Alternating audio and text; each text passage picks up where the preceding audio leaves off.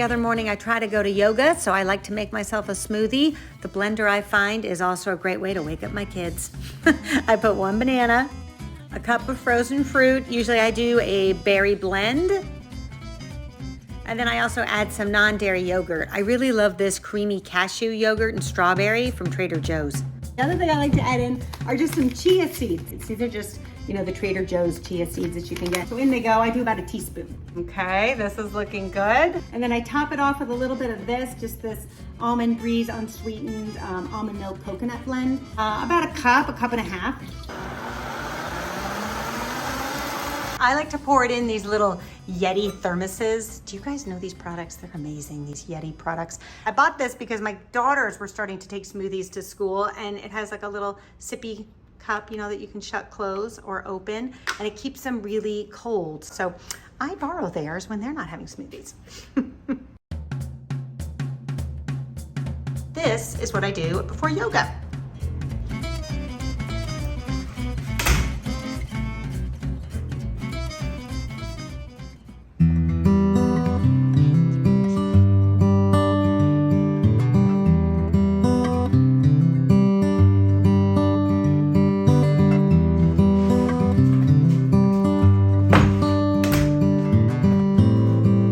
When I come back from yoga, I'm pretty hungry and need a little bit of a snack since I only had that smoothie.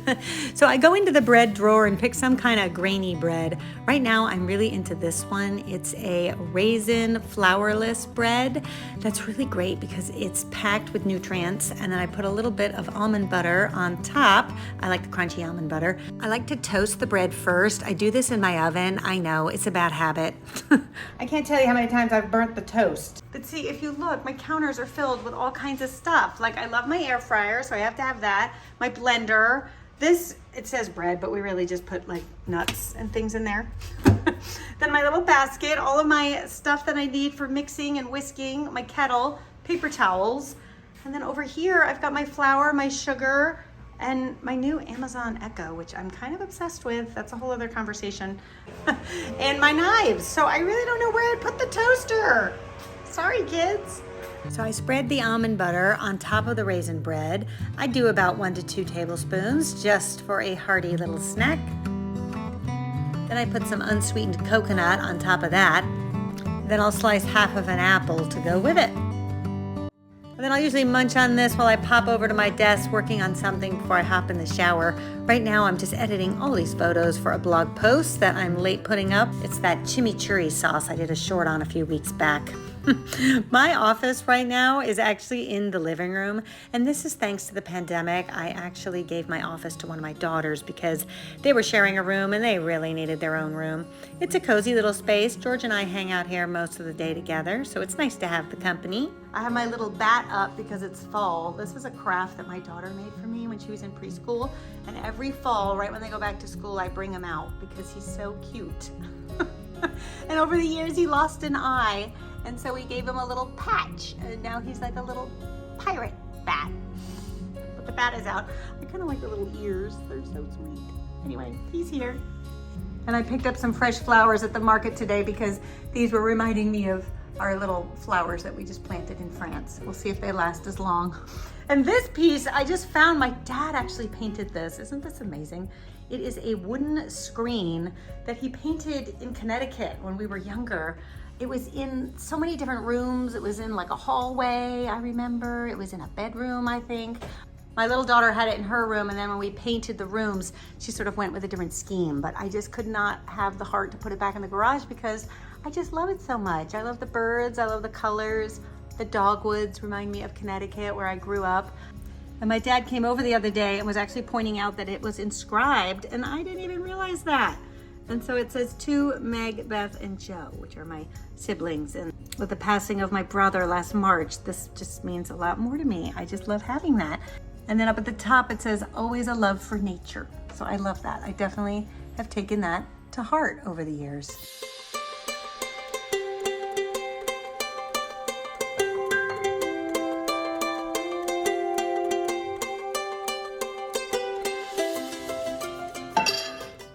Then at at the start of the week, I'll prep some things for lunch. I find it just makes eating better so much easier when things are prepped and ready to go. So I'll make a big batch of quinoa. I'll take 4 cups of water to 2 cups of quinoa.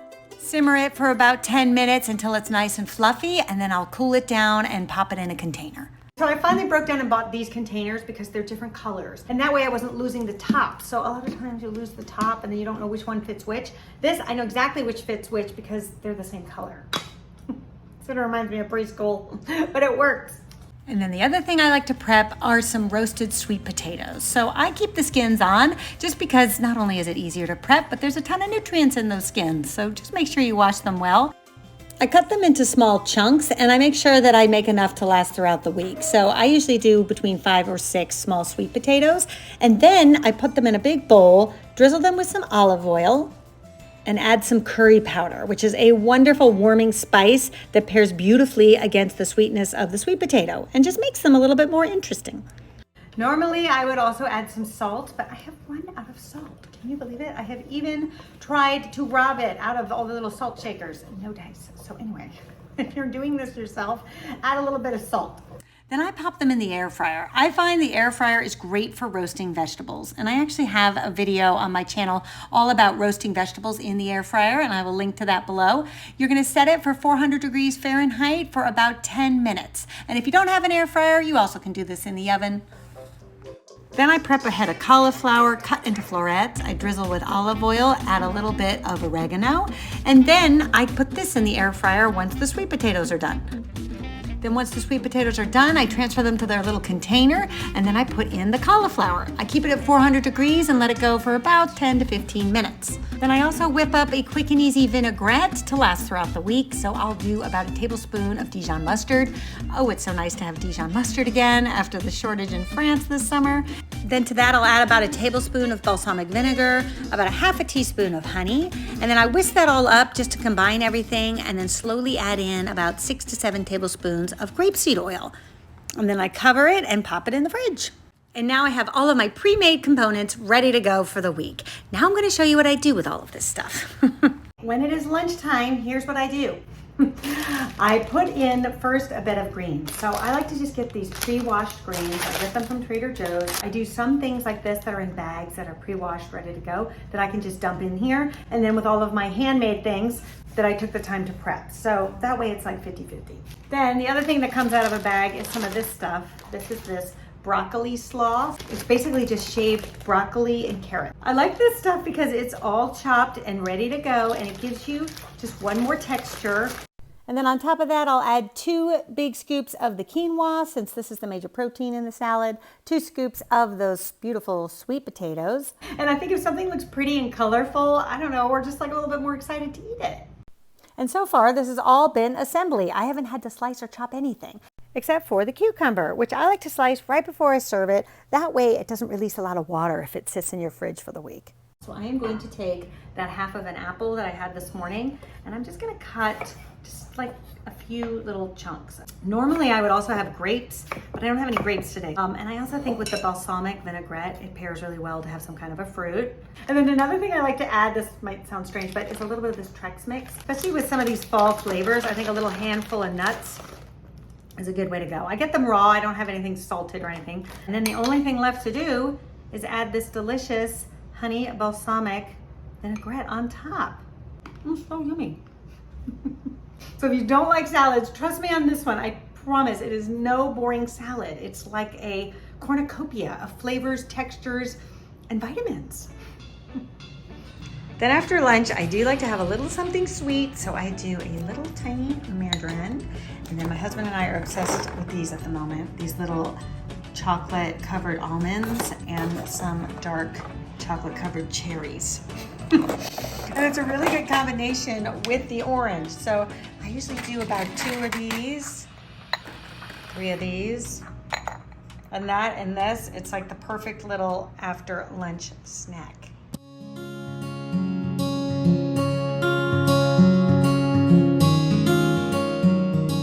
Then at 4 o'clock I start to prep dinner, and this time of year when my kids start school, they come home so hungry off that bus. So while I might eat something light for lunch, I typically try to do something a little bit more consistent for dinner. I also think there's something really great about coming home and just having that aroma of a roasted chicken in the oven with potatoes. When you've had a long day and you sat on a bus for an hour, give an hour bus ride, can you believe it? They will appreciate it. Sometimes I think the fun of being a mom is sometimes choosing what types of memories you choose to create. I hope one day they grow up and remember that comforting aroma of mom's roast chicken when they walk through the door.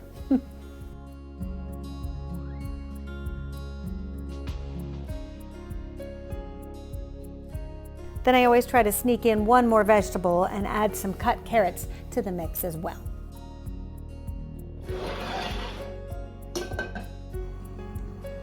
Okay, now I am just going to melt down this butter because I am going to put the melted butter under the skin of our chicken, which is going to help it become really flavorful and really moist and delicious. But you do want to get this butter melted and then cooled because you don't want to put hot butter under your raw chicken or it'll start to cook it in a weird way. All right, and our vegetables are all ready. They're just hanging out here. So I'm gonna add a little bit of salt to this butter. Sometimes I use fresh herbs, but because we're running around today, I am gonna be using just a little bit of herbs de Provence, just to put under the skin. There we go. Cracked pepper. And while I'm at it, I'm also gonna just add a little bit more oil on top here and some salt on the veggies. There I go. And I am going to put this delicious seasoned butter under the skin. There we go. And just kind of massage it in there. Don't be squeamish. It's not going to hurt you. And if anything, it's going to make it taste so delicious. There we go. Just rubbing it in.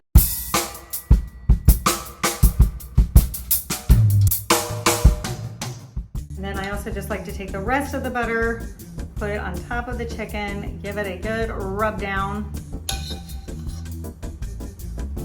like so.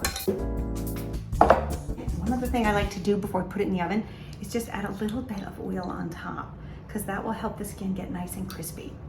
All right, this baby is ready for the oven. Let's do it. All right, here's a little tip for you if you have a convection oven. Put it on convect roast.